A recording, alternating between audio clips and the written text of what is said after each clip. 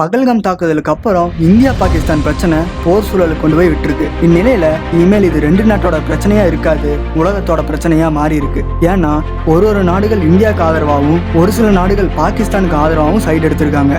எந்தெந்த நாடுகள் யார் சைடு இருக்கான்னு பார்ப்போம். அது கூட கிட்டத்தட்ட 4500 சோல்ஜர்ஸ்க்கும் மேல பாகிஸ்தான் ராணுவத்திலிருந்து ரிசைன் வச்சிருக்காங்க. இதுக்கு மறைமுகமா இந்தியா தான் காரணம்னு சொல்றாங்க. இது என்னன்னு ஒன்னொன்னா பார்க்கலாம்.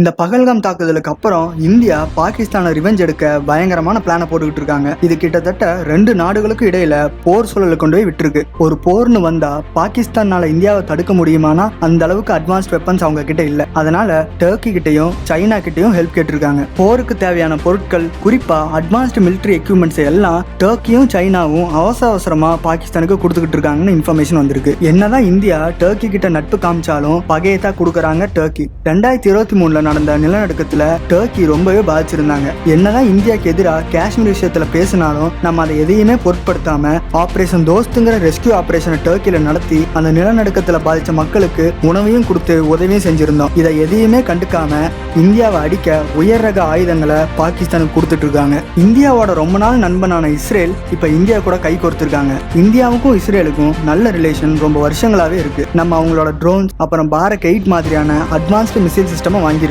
அது மட்டும் இல்லாம ரொம்ப இன்ட்ரெஸ்டிங்கான விஷயம் என்னன்னா 2019 புல்வாமா தாக்குதலுக்கு பதிலடியா இந்தியா பாகிஸ்தானுக்கு உள்ளே போய் பாலகோட் விமான தாக்குதலை நடத்திட்டு வந்தாங்க. அப்போ இஸ்ரேல் கொடுத்த மிசைல்ஸை வச்சுதான் அந்த தாக்குதல் நடத்தணும். இந்த பகல்காம் தாக்குதலுக்கு கண்டனம் தெரிவிச்சு இந்தியாவுக்கு ஆதரவாகவும் பேசியிருக்காங்க.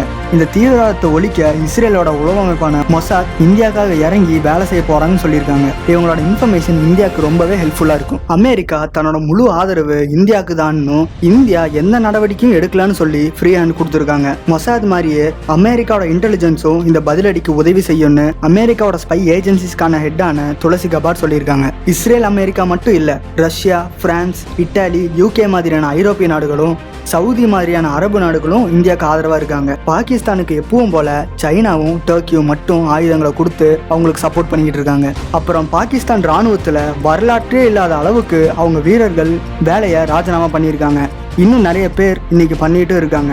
இதுக்கு மறைமுகமா இந்தியா தான் காரணம்னு சொல்றாங்க. இந்தியாவோட ராணுவ வலிமை என்னன்னு பாகிஸ்தானுக்கு நல்லாவே தெரியும். 1947 போர்லையும் சரி, 1971 போர்லையும் சரி, 1999 நடந்த கார்கில் போர்லையும் சரி, பகல்காம் தாக்குதலுக்கு நினைச்சு பார்க்க முடியாத அளவுக்கு பதிலடி கொடுப்போம்னு பிரதமர் மோடி சொல்லியிருந்தாரு. இந்தியாவுக்கும் பாகிஸ்தானுக்கும் நடுவுல போர் சூழல் நீடிக்கிறதுனாலையும் உள்நாட்டு அரசியல் காரணங்களுக்காகவும் இவ்வளவு பேர் ரிசைன் வச்சிருக்காங்கன்னு சொல்றாங்க.